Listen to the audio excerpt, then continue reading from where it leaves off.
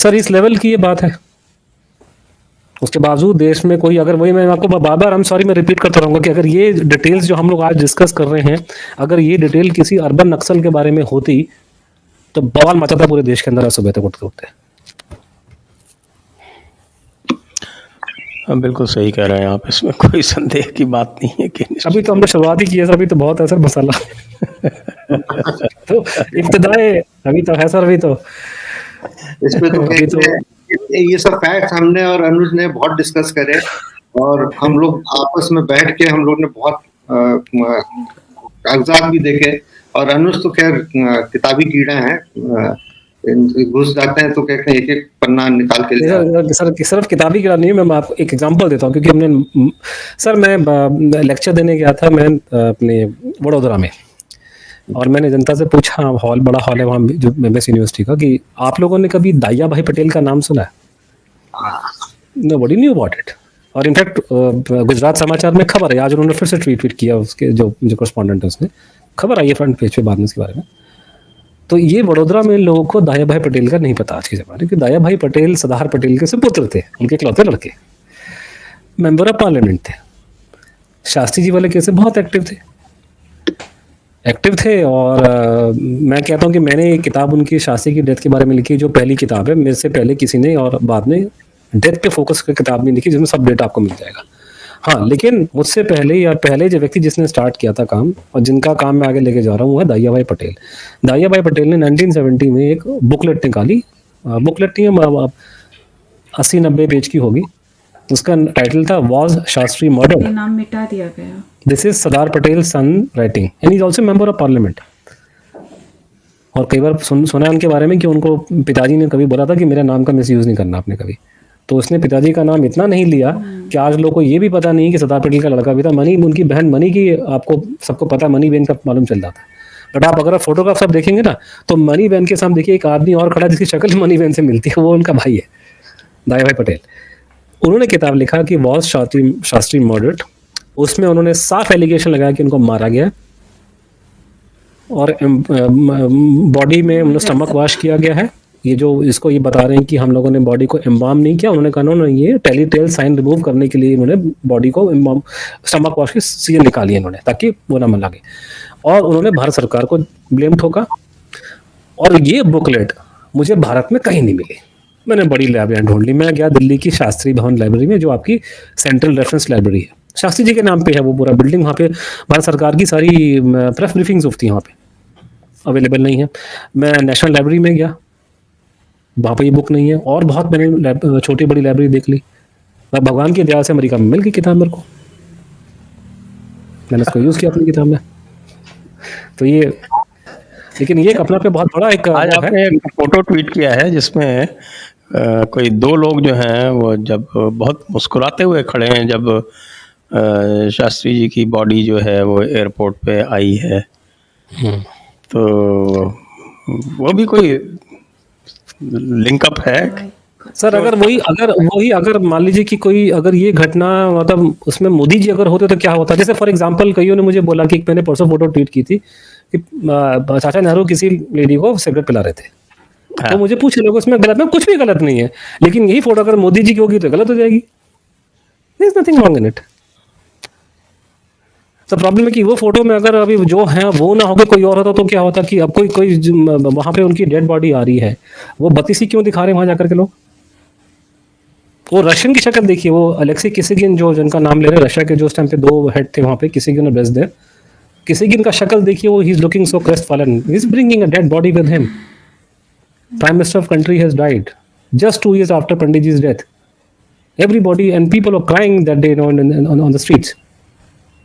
और वो बैठ के वो आपके वो दांत फाड़ रहे बैठ करके वहां पे। उसमें से एक तो आपकी बिरादरी का आदमी है सर, उसका नाम बताऊंगा आपको बाद में।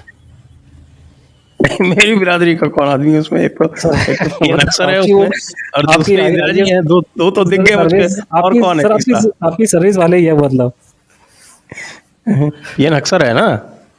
नहीं, हस्कर तो उस टाइम पे एक्टिव नहीं होता मैं, क्योंकि मैं उसका त्रिलोकीनाथ कौल होंगे। नहीं, कौल साहब तो शायद उस टाइम पे मेरे ख्याल से मॉस्को में थे, और वो धर्मा तेजा भी शायद उनके साथ वहीं था उस टाइम पे। इसमें एक कैरेक्टर और भी है इस पूरी कहानी में, हाँ, धर्मा तेजा का वो बहुत धर्मा तेजा। और धर्मा तेजा अगर कभी किसी को बताना हो, जो आजकल छोटे छोटे बच्चे हैं, पहले उनको बताना पड़ता है कि बच्चे, आप समझते हो कि आपके टाइम पे बड़े गुल खेलते हैं, इस बात दिमाग से निकाल दो। वो तो नेहरू जी का दरबारी था, जो क्या बोलते हैं दरबारी था वो। दरबारी, जैसे जैसे कांग्रेस वाले अंबानी अडानी बोलते हैं ना मोदी जी के लिए, तो उसको सर उसको नेहरू तो जी का Ambani he was a Adani बोलते हैं। न्यूक्लियर फिजिस्ट, एंड ही उसका न्यूक्लियर फिजिस्ट था। उसका first wife was an American and she died, people say some suspicious circumstances. Second wife and he were, they used to come to Pandit ji darbar every day. And उसको कुछ ने trust corporation खोला। पंडित जी के शब्द थे उस जमाने में कि थोड़ा कुछ दे दो इसको, and they give me lot of money. Then उसके सारे London, Paris, Rome subject office खोले, स्कैंडल्स हुए, he flourished, and he was on very good terms with the family. Sanjay and Rajiv used to call him Uncle Teja. He was, I believe, Sanjay's guardian when he was in London. He took him to that Rolls Royce factory. वो जो मारुति की कहानी की जो start हुई थी कि वो संजय जी के दिमाग में था, जो Sanjay Gandhi, not new two Sanjays actually, that is Sanjay's story actually. The two And then he was not on good terms with Shastri जी. उसके खिलाफ शास्त्री जी ने एक्शन लिया, करप्शन के चार्जेस थे। फिर जैसे मल्ल्या भागा है देश से, वो मल्ल्या का भी गुरु था वो। और उसके बारे में एक बड़ी इंटरेस्टिंग कहानी है कि वो शास्त्री जी ने कैसे उसको टैकल किया, कि शास्त्री जी से मिलने की, उसको कोई मिलने का टाइम होगा, मिलने गया होगा पंडित जी के जाने के बाद में, हर जगह अपनी बीवी को लेके जाता था। उसकी एक ग्लैमरस वाइफ, तो मिसेस को लेके पहुंच गया साथ में वहां पे। शास्त्री जी टोल्ड हिम कि the appointment was for you, not for your wife, क्योंकि वो तो पुराने दरबारी हिसाब से वो चल रहा होगा मेरे ख्याल से। तो ये कहानी सर। तो उसका धर्मा तेजा का नाम खुल करके पार्लियामेंट में लोगों ने, इंक्लूडिंग मिस्टर अडवाणी, कि was Dharma Teja was a chum of T and Kaul. Kaul sahab आपको मालूम है किसके रिश्तेदार थे? तो आप जो सवाल आपने पूछा, मैं बात तो खींचे कहीं और ले गया। वो भी कॉल साहब वहाँ नहीं थे, कॉल साहब शायद मास्को नहीं रह गए होंगे मेरे ख्याल, क्योंकि हमारा वो धर्मा तेजा वहाँ था मेरे ख्याल से उस टाइम पे। क्योंकि लोगों ने पूछा कि क्या Dharma Teja was there in Tashkent. No, sorry, the question was asked in parliament by many members of parliament, including Mr. Advani, कि was Teja in Moscow? Teja was not in Tashkent. That is the answer. No, was he in Moscow? He was not in Tashkent. That is not relevant. Because many people have tried to link Teja to this case.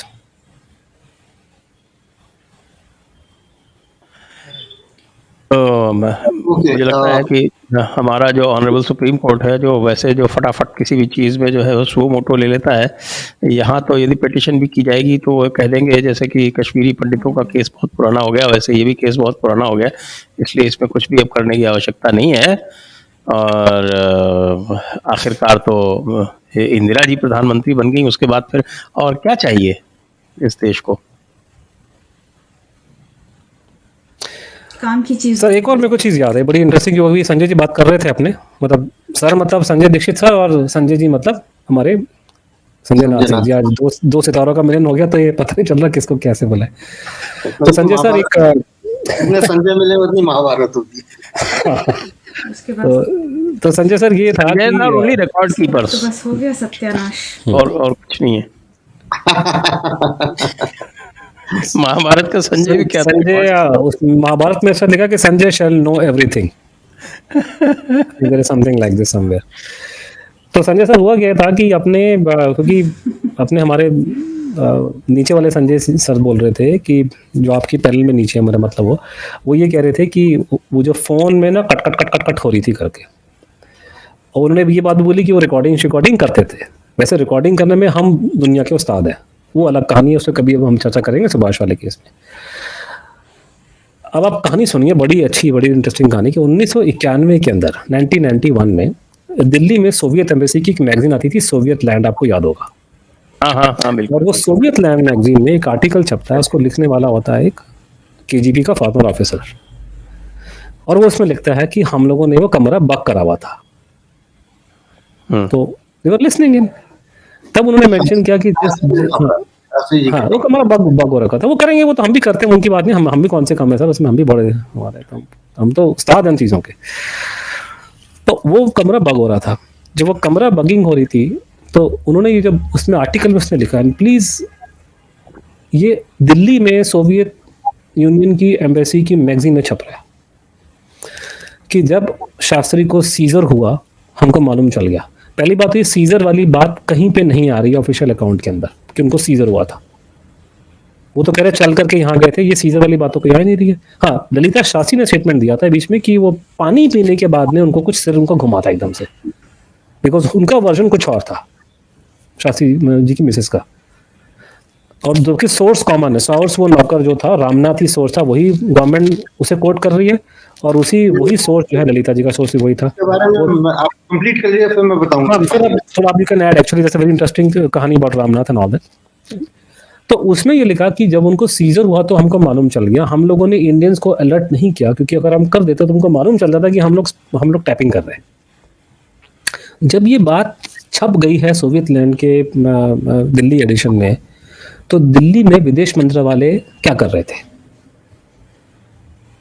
इनकी sensitivity और इनकी intelligence का मैं आपको example देता हूँ एक और। उसी टाइम का 92-93 में, अब ये डॉक्यूमेंट पब्लिक भी हो गए हमारे वजह से, लेकिन ये बात उस टाइम पे हमको मालूम चल गई थी। किसी अखबार में खबर नहीं आई, कुछ नहीं हुआ दिल्ली में, लेकिन रॉ में, आईबी में, सब में, रॉ में और एमई में हड़कंप मच गया था। हड़कंप इस बात का मचा था कि वहाँ से खबर आती है मॉस्को से 93 के अंदर, जो ये रिकॉर्ड पर आ गया, this is about Subhash Bose, just to let everybody know कि ये लोग कितने उस्ताद हैं और कितने सेंसिटिव हैं इन चीज़ों के बारे में। हमारे एमईए के ऑफिसर्स में बहुत ज़्यादा इंटेलिजेंट लोग हैं वो। जब मेरे जैसे बंदे ने पकड़ लिया कि सोवियत यूनियन में क्या छाप रहा है, उनको नहीं पता चला था कि क्या हो रहा है देश के अंदर, या वो क्या छाप रहे हैं वो लोग। पूरा उनका डिवीजन होता है चीज़ों को चेक करने के लिए। तो 93 के आसपास में भारत का एम्बेसडर को खबर लगती है पता नहीं कहाँ से कि रूस में किसी ऑब्सक्योर जर्नल में कोई रिसर्चर है, कुछ आर्टिकल लिखना चाहता है, अभी लिखा भी नहीं है उसने, कोई जर्नल भी कोई छोटा मोटा, पता नहीं कहाँ से इनको इंटेलिजेंस मिल गई कि वो खबर छापना चाहता है कि उसने कुछ पेपर देखे हैं सुभाष बोस से जुड़े हुए जो केजीबी से निकल के आए। और उसके बाद जो हड़कम मचा, यहाँ पे कैबिनेट सेक्रेटेरिएट में मीटिंग हो रही है, कमेटी ऑफ सेक्रेटरीज की मीटिंग हो रही है, फलाना ढमकाना, they actually went and try to prevent him from publishing. पहले पता लगा कि लिख क्या रहा है, फिर उसे बोला कि मत छाप इसको। तो ये लोग जो इतने सेंसिटिव हैं इन चीज़ों के बारे में, और नॉट ओनली भारत के फॉरेन कंट्री से इतनी इंटेलिजेंस गैदर कर लेते हैं। दिल्ली में सोवियत लैंड की मैगजीन में अगर ये बात छप गई तो वो उनको पर्सनली रिक्वेस्ट कर सकते थे कि देखो अगर आपने टेप रिकॉर्ड करी हुई है तो हमको दे दो, हमारा प्रधानमंत्री था, उसकी कुछ लास्ट मोमेंट की हमें निशानी मिल जाएगी, शायद होता उन्होंने कुछ बोला और देश के लिए कोई संदेश छोड़ा आखिरी टाइम पे। So they have all the intelligence, they have all the foresight, they did nothing.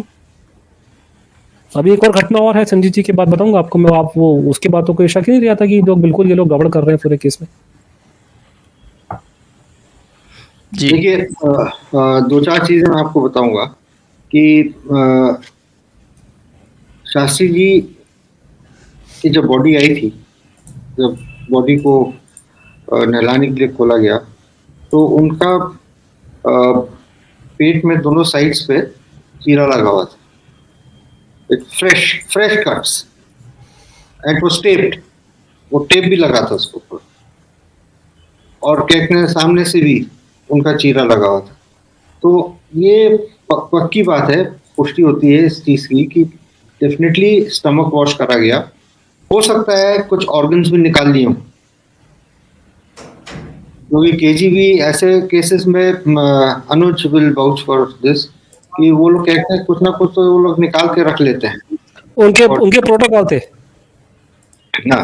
तो अब उस जमाने में एग्जिस्टिंग प्रोटोकॉल था कि अगर किसी आदमी की, मतलब ये मैं नहीं बोल रहा, पूरे अमेरिकन ने डॉक्यूमेंट की कि स्टालिन के टाइम में भी, जो उससे पहले का टाइम था, बहुत खराब टाइम था, वहाँ आदमी की जान की कीमत होना हो, लेकिन कोई आदमी अगर मर जाए और उसकी डेथ अगर डिस्प्यूटेड हो और पॉइजन का शक हो, पोस्टमार्टम इज मस्ट। अगर पोस्टमार्टम नहीं होगा तो आप बॉडी में से ऑर्गन निकालेंगे, खून निकालेंगे। तो ये जो कटने कुटने के निशान है, वो ये देख लिया कि उन्होंने रशियंस ने कुछ बॉडी में चीर फाड़ करी है, कुछ उन्होंने सैंपल निकाले। और बहुत तरीके होते हैं, अगर आप पोस्टमार्टम अगर नहीं कर सकते तो बहुत और तरीके हैं। फॉर एग्जाम्पल आपने खून निकाल लिया, अंदर से ऑर्गन निकाल दिया, इवन आंखों के अंदर ये जो रेटिना के साथ में ये जो लिक्विड है उसको निकाल लेते हैं।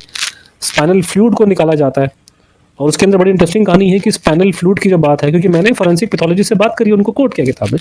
स्पाइनल फ्लूइड में क्या होता है कि नॉर्मली वो निकालते हैं पीठ के नीचे से यहाँ पे, लेकिन कई बार वो गर्दन के नीचे भी छेद करते हैं, यहाँ से निकाला जाता है। तो वो जो छेद शास्त्री जी की बॉडी में था गर्दन के पीछे, वो बेसिकली स्पाइनल फ्लूइड को निकालने वाला छेद था, वो रशियंस ने ड्रिल किया उसको उसके अंदर। और उसमें संजय सर कमाल की बात यह है कि फैमिली के लोगों ने देखा, उनकी मिसेस ने देखा, संजय जी बैठे हैं और लोगों ने देखा, जगदीश कोटेचा ने देखा, ये सारे कह रहे हैं कि हम लोगों ने छेद देखा, सरकार कह रही है रिकॉर्ड पे कि हमने कुछ नहीं देखा।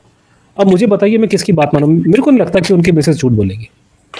देखिए, ये सब चीजें तो परिवार के लोगों ने देखा ही है, कुछ बाहर के लोग थे उन्होंने भी देखा। अब मजे की बात ये है कि उनका चेहरा और ये चेस्ट एकदम नीला फूल सूजा हुआ और उसमें चित्ती बने हुए सफेद सफेद स्पॉट्स और हार्ड पत्थर की तरह, ठीक है।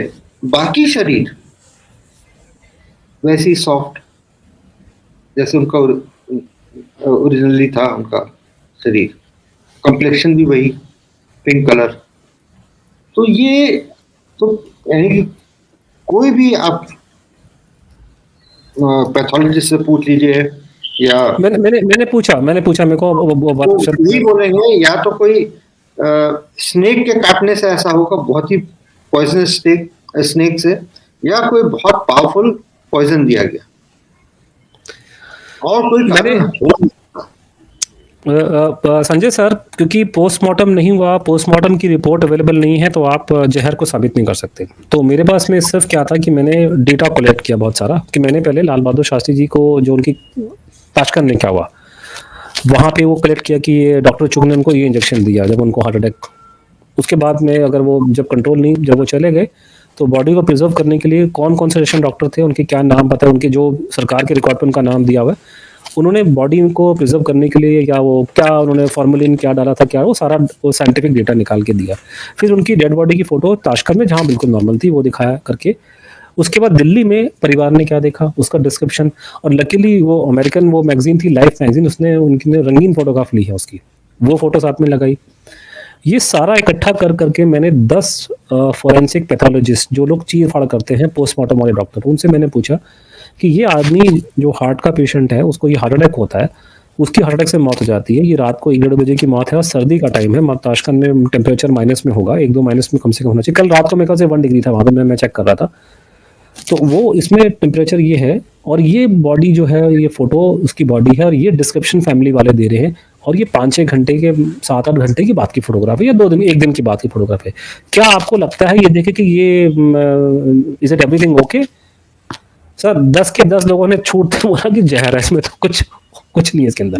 लेकिन आपने ये नहीं बताया क्योंकि ये इशू इतना कंट्रोवर्शियल है, हर एक आदमी अपना नाम नहीं देना चाहेगा, तो 10 में से हर एक आदमी ने मुझे नाम नहीं कोट करने दिया, तो लेकिन 4 डॉक्टरों ने अपने नाम से मेरे को दिया लिख करके, जाने माने डॉक्टर है, कुछ पे नाम, उसको मैंने नाम दिया, एचओडी रह चुके हैं कलकत्ता मेडिकल कॉलेज के, वो तो फैमिली पे कंप्लेंट कर रहे हैं कि आप लोगों ने क्यों नहीं पुलिस में कंप्लेंट करा भैया कि पोस्टमार्टम करना मस्त था। Anuj, I would like to add over here, मैं ऐड करना चाहता हूँ कि आपने जब ये इन्वेस्टिगेशन आपने शुरू करवाया था, तो आपने एक दफे भी नहीं बताया था ये कौन सब्जेक्ट कौन है, कि ये बॉडी जिसके बारे में आप बात कर रहे हो वो प्राइम मिनिस्टर ऑफ इंडिया थे। वो एक केस में था, मतलब जो डॉक्टरों को मैंने कंसल्ट किया था उसमें से एक डॉक्टर था, क्योंकि वो थोड़ा सा उसका दिमाग थोड़ा सा पॉलिटिकली थोड़ा ठीक नहीं है, बट वो है बहुत अच्छा डॉक्टर, फॉर्मर डायरेक्टर था एम्स का, एचओडी था रेलिवेंट डिपार्टमेंट का। तो उनको ये नहीं बताया कि केस किसका आदमी का है, उसके बाद डेटा दिया ऐसे ये करके, तो उसने ये बात बोली जहर है, जैसे उन्होंने समझाया डॉक्टर ने मेरे को, जो मैंने अपनी किताब में कोट भी किया। जैसे फॉर एग्जांपल वो जो बॉडी ब्लोट करने की बात है कि बॉडी फूल गई, वो कहते हैं प्यूट्रिफिकेशन से होती है। प्यूट्रिफिकेशन तो 48 घंटे बाद होता है, ये 6 घंटे बॉडी कैसे प्यूट्रीफाई करके आपकी एम्बामिंग के बाद में, तो दिखा रहे हो, कहते ये शक्ल में नीला नया रंग पड़ना, इसका मतलब वो हीमोग्लोबिन की प्रॉब्लम वो कम है, ये तो जहर से या फिर दला गम घोटने से कुछ होता है। So they have given the reasons, और वो सारे हैरान हो गए कि ये पोस्टमार्टम क्यों नहीं कराया गया इसके, तो बिल्कुल मस्ट है। इनफैक्ट एक डॉक्टर निर्मल राय चौधरी हैं जिनका स्टेटमेंट मैंने जो अपनी किताब में दिया, वो तो अमेरिका में प्रैक्टिस करते थे, वहाँ तो कह रहे बहुत कॉमन है एम्बामिंग करना, बिकॉज हमारे वहाँ तो वो अमेरिका में तो ये लोग आदमी मरता है लेकिन संडे तक वेट करते हैं उसको फ्यूनरल करने के लिए ताकि रिश्तेदार घर पहुँच जाए। कह रहे it's very common they to do embalming, and वो हम करते हैं, वो इंटरनल मेडिसिन में वहाँ पे है उनके बॉडीज में अमेरिका में। तो उसने बोला कि उसने एग्जाम्पल दिया यासर अराफात के केस का, कि यासर अराफात के मरने के बहुत टाइम बाद उसकी वाइफ ने एलिगेशन लगाया कि हस्बैंड को पॉइजन दिया गया था धीरे धीरे, तो उन्होंने बॉडी को एक्ज्यूम करके बाद में उन्होंने जो भी है प्रूव कर दिया कि Yasser Arafat was poison to death, but we came to know after 10 years and his body exhume. He said you know very well in India कि हम लोग हिंदुओं में बॉडी को दफन नहीं करते, हम तो जला देते हैं, तो they should have been even more careful.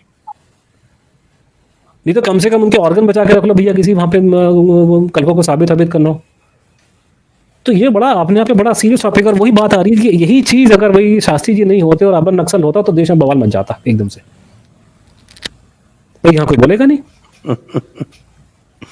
जी हाँ बिल्कुल, ये तो सर एक और मैं चीज मैं बोलना चाहता हूँ उससे पहले, वो एक इस लाइन में हम ताकि अगले उसमें कि वो ये था कि जब सरकार से पूछा गया बार बार, वो उन्होंने उसका नाम दिया कि वो कुक ने खाना दिया था फलाना ढमकाना करके, तो उन्होंने कहा कि हमारे को कोई कंप्लेंट उसके खिलाफ मिली नहीं है। संजय जी उसमें बड़ी दो अच्छी इंटरेस्टिंग घटना घटी। पहली घटना घटी, सारा कहानी खत्म होगी, केस खत्म हो गया, सब लोग भूल भाल गए। 1998 में रशिया में किसी टैबलॉइड में कुक का इंटरव्यू छपता है, ठीक है। अच्छा, तो वो हाँ 1998 में 1998 में, तो one of the cooks who was there in the dacha, उसका नाम था अहमद सताराव। तो अहमद का इंटरव्यू छपा है। अहमद उसकी प्रोनाउंसिएशन थोड़ी अलग है, अहमद बोलते हैं, अहमद बोलते हैं, व्हाटएवर, बट अहमद सताराव का इंटरव्यू छपता है 1998 में किसी Russian he was an Uzbek. He was हाँ व्हाटएवर, बिकॉज वो स्पेलिंग थोड़ी सी उसकी अलग से है, तो आपको पता होगा। तो अहमद सताराव का इंटरव्यू छपने के बाद में उसको जो इंग्लैंड का पेपर है ना, द डेली टेलीग्राफ, आजकल तो डिजिटल हो गया लेकिन उसमें प्रिंट में आता था, तो इंग्लैंड में 3 मेरे अखबार हैं वो उस जमाने में, कम से कम टाइम्स लंदन, आपका गार्डियन एंड तीसरा इंडिपेंडेंट। तो इंडिपेंडेंट आजकल बंद हो गया, आजकल वो डिजिटल हो गया, लेकिन गार्डियन और वो भी आते हैं, द टाइम्स आते हैं। तो उसमें उसको गार्डियन में उसको छपा, मेरे को तो खैर नहीं आती है रशियन, तो लेकिन उसको इंग्लिश में उन्होंने पकड़ लिया अंग्रेजों ने। तो वहां उसने बड़ी अच्छी बात बोली, और जिससे पूरा केस का डायमेंशन एक झटके में चेंज हो गया कि अहमद सताराव कह रहा है कि रात को 3 बजे केजीबी का जो कौन सा 4th डायरेक्टोरेट जो वीआईपी सिक्योरिटी वाला है, उसने मेरे को वहां से उठा लिया ऑन द चार्जेस कि पॉइजन किया गया इंडियन प्राइम मिनिस्टर को। तो इसका मतलब एक कि ये जो बात हम लोग अब तक समझते आए थे कि लोगों को शक हुआ है पॉइजनिंग का, वो स्टार्ट हुआ है जब शास्त्री जी की बॉडी को शास्त्री जी के परिवार ने दिल्ली में देखा।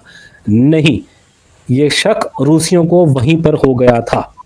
और when you keep in mind the other things on record कि उन्होंने पोस्टमार्टम ऑफर किया था और हम लोगों ने मना कर दिया। इसके बाद की और डेवलपमेंट और भी खतरनाक है, वो हुई जाके 2009-10 के बीच में। 2009 में मैंने वो सूचना के अधिकार के अंदर मैंने एप्लीकेशन लगा दी, और ये मेरे ख्याल से हमारे ज़माने में केस तब रिवाइव हुआ था। तो जब वो मैंने आरटी एप्लीकेशन लगाई तो उस पर एकदम से वो मीडिया में उस टाइम पे टाइम्स ऑफ इंडिया वगैरह में खबर आई और मीडिया में डिस्कस हुआ था। कुलदीप नैयर जी जो शुरुआत से लेके अब तक कभी खुल करके नहीं बोले थे, उन्होंने खुल करके बोला कि ये वहाँ थे, मौजूद थे, ये उस होटल में थे। वो बाद में शास्त्री जी के जाने के बाद दाचा में भी आए थे जब उनकी बॉडी वहाँ पड़ी हुई थी। कुलदीप नैयर ने खुल करके बोला कि हमको शक था कि ये जहर का केस है, वटेवर। उनका फिर इंटरव्यू हुआ टीवी के ऊपर, करण थापर ने लिया, और उसने वहाँ उन्होंने साफ बोला है कि टीएन कॉल जो उस दिन हमारा एम्बेसडर था रशिया में, वो उसके बाद बन गया हमारा फॉरेन सेक्रेटरी, और उसने मुझे फ़ोन करके मुझे हड़काया कि इसके पॉइजन वाली थ्योरी को तू काउंटर कर। आज के ज़माने में अगर फॉरेन सेक्रेटरी फ़ोन कर दे किसी चैनल के एडिटर को तो उसकी जान निकाल दी जाएगी। जब ये सारा धमाल मचा है 2009-10 में कि सूचना के अधिकार में कंट्रोवर्सी जनरेट हो गई because of my RTI, Russia में कुछ और आर्टिकल छपे, तब उस अहमद सताराव का पूरा डिटेल में अकाउंट निकल के आता है। और वो अकाउंट 2 मिनट का सुनिए, बड़ा इंटरेस्टिंग है। उसके अंदर उसमें क्या, उसने कहा कि रात को 3 बजे हमको इन्होंने रशियन केजीबी ने हमको उठा लिया वहाँ से रात को, और हमको ले गए वो किसी शहर के दूर इलाके में, और वहाँ पे उन्होंने हमारी इंटरोगेशन किया बेसमेंट के अंदर। तो उसने कहा ऐसी हमारी खतरनाक हमारी इंटरोगेशन हुई है कि मेरे को तब से तुतलाने की बीमारी हो गई है, डर के मारे मेरे अभी तक मेरी जवान नहीं काम करती। दूसरा जो मेरे साथ में जो मेरा दूसरा कुक था, उसके डर के मारे बाल सफ़ेद हो गए ओवरनाइट, जैसे शाहजहां के सफ़ेद हो गए थे मुमताज़ महल के मरने के बाद में, वो कह डर के मारे उसके बाल सफ़ेद हो गए, ऐसा उनको टॉर्चर उन्होंने कराया रात को वहाँ पे। देन कम्स इंटरेस्टिंग इन्फॉर्मेशन, थोड़ी देर बाद वो इंडियन कुक को वहाँ लेकर आए। Now please understand, the Indian cook is the employee of the Indian embassy. They could not have brought him there without the permission and knowledge of the Indian ambassador and the government of India. When government of India is aware that the cook was picked up by the KGB for interrogation, why were they giving him clean sheet in the parliament proceedings? I was looking for only one thing, sir, in the whole narrative. Russians had suspicions. They did an inquiry. Nothing was out. Case closed. I will not question them.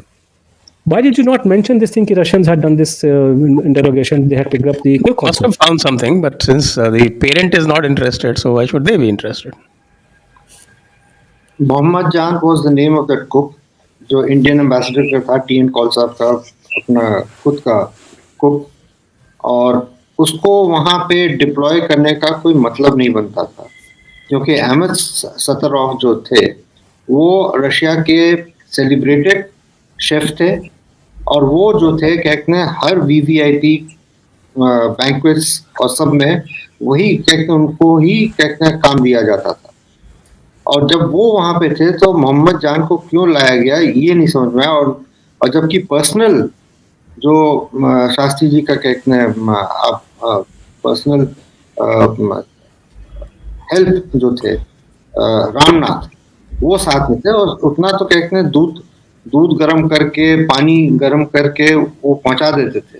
तो वहां पे या साग सब्जी कुछ बनाना हो तो वो भी बना देते थे। लेकिन कहते हैं इसको कहते हैं जबरदस्ती इंसिस्ट करके, जैसे उनका कहते हैं वहां से होटल से चेंज करा गया ढांचा में, उसी समय कहते हैं कुक का भी इंतजाम करा गया मोहम्मद जान का, और मोहम्मद जान को भी लाया था। उसके थोड़ी देर बाद इन सबको रिलीज कर दिया गया था, बिकॉज कुछ ना कुछ बात हुई होगी between the Indian authorities and what ever may be the reasons, and they were all released. And Mohammed Jan later on became, I understand, a celebrated person, got employed in the President House, if I'm not wrong, Anuj.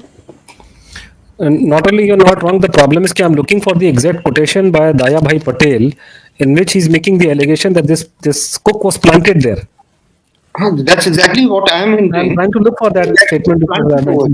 He was planted over there. There was no need for this fellow. और रामनाथ उस दिन नहीं थे शास्त्री जी के साथ? रामनाथ थे, लेकिन रामनाथ थे, कहाँ पे थे ये नहीं मालूम। लेकिन कहते हैं रामनाथ ने, देखिए उन जो लास्ट में जो ये एक और चीज मैं बताना चाहता था, वो दूध, हम लोग को संदेह नहीं है कि दूध में दिया गया। हम लोग को जो संदेह है वो है कि जो पानी था, पानी में दिया।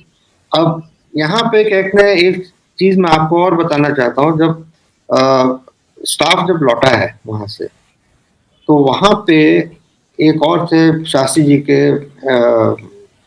ऑफिशियल, जिनको पीए बोलते हैं, वो थे कहते हैं श्री मनमोहन जगन्नाथ साहब, ना शर्मा जी, एम एन शर्मा। हाँ, तो शर्मा जी थे, वो मेरे ख्याल से अभी भी अलाइव हैं, लेकिन उनको याद और ज्यादा नहीं रहता है। इज 95 प्लस और समथिंग लाइक दैट। अच्छा, I did not know that sir. हाँ, अलाइव हैं, वो अलाइव हैं, लेकिन कहते हैं उनको ज्यादा याद नहीं रहता। उनके ग्रैंडसन से मेरी मुलाकात बात हुई थी, तो उन्होंने बोला, तो उन्होंने कुछ ऐसी जवाब दिया कि पता नहीं है, वो जो ऑफिशियल है वो है, यानी कि वो भी बात छुपाते ही हैं मेरे ख्याल से। लेकिन उन्होंने हम लोग को बताया था कि शास्त्री जी का आखिरी कहते हैं वो बोल नहीं पा रहे थे उस समय, और मरने से पहले थर्मस फ्लास्क जो था जिसमें पानी था वो गिरा पड़ा हुआ था। वो हमेशा एक गिलास पानी पी के तब सोते थे, तो वो गिरा पड़ा हुआ था, एंड वो हमेशा उसकी तरफ इशारा कर रहे थे, थर्मस की तरफ बार बार उंगली से इशारा कर रहे थे मरने से पहले। जी हाँ, फिर तो कोई किसी भी तरह का कोई संदेह रह ही नहीं जाता। लेकिन ये बहुत लंबा विषय है, मुझे लगता है कई सिटिंग्स करनी पड़ेंगी। हो सकता पानी मांग रहे हैं, तो जब पानी दिया तो पानी उन्होंने नहीं पिया, उसके बावजूद भी वो पानी के थर्मस फ्लास्क को की तरफ इशारा कर रहे थे। तो अब इसमें हमको नहीं लगता है कि कोई संदेह होना चाहिए। संजय जी, संजय सर, एक और चीज है उसमें कि शास्त्री जी का सामान, जैसे फ्लास्क की बात कर रहे हैं, शास्त्री जी को, हाँ, वो मैं पहले इंट्रोड्यूस करता हूँ, फिर आप बताना उनके जो सामान था। क्योंकि इसका बाय द वे कोई अगर बोले कि ऐसा नहीं, इसका हिंट ललिता जी ने अपने उन्होंने जो धर्मी को इंटरव्यू दिया 1970 में, उन्होंने वहां पे हिंट दिया इसका। But anyway the story goes like this कि Shastri ji was in the habit of writing scribbles. वो थोड़ा सा कोई कविता छोटी मोटी ऐसे कमेंट मार के लिख के वो चिरकुट में डाल देते थे। तो उन्होंने मेरे ख्याल से 10 तारीख को भी उन्होंने किया था करके। तो जब इनका सामान वहां से वापस आया उधर से पूरे इन्वेंट्री, तो ये सामान घर वाले ये हमारे संजय जी बता सकते हैं कि क्या बात है, वो सामान ये चेक कर रहे होंगे। तो पुराने ज़माने में जो चश्मा होता था ना, वो रबड़ के खोल में पुराने ज़माने के कवर आते थे उसमें करके, तो उसमें से वो खोल में से देखा कोने में एक चिरकुट घुसेड़ के डाली हुई है चश्मे के अंदर, और वो निकाल के पढ़ा तो उसमें if I correct get it correct, Shastri ji की हैंडराइटिंग में क्या लिखा हुआ था कि मेरे साथ धोखा हुआ। मैं बता, देखिए ऐसा है कि शास्त्री जी की 2 डायरी होती थी। एक अपॉइंटमेंट्स डायरी होती थी लाल रंग की छोटी वाली, वो चाहे शिपिंग कॉर्पोरेशन ऑफ इंडिया की होती थी या वो टाटा की डायरी आती थी, एक छोटी सी पॉकेट डायरी। तो ये most probably shipping corporation of India की थी और उसमें अपॉइंटमेंट लिखते थे। लेकिन एक डायरी और होती थी बड़ी, जिसमें वो अपने प्लान्स उन्हें लिखते थे और अक्सर कुछ ना कुछ अपना वो थॉट्स अपने लिखते रहते थे। वो डायरी उनकी मिली नहीं, जिसमें उन्होंने क्या कहते हैं, अकॉर्डिंग टू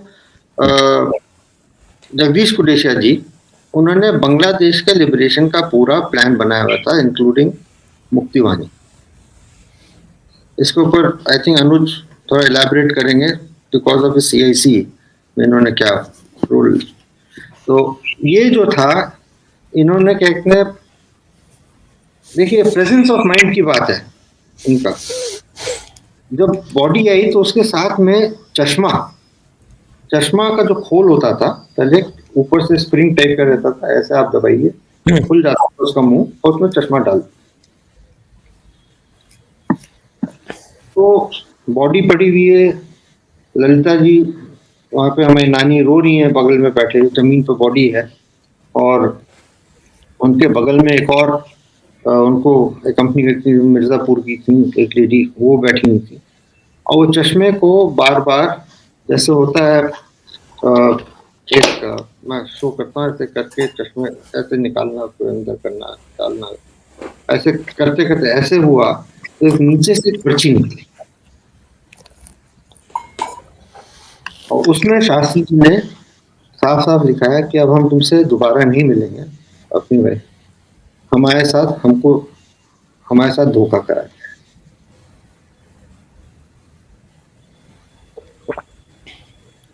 उस पर्ची को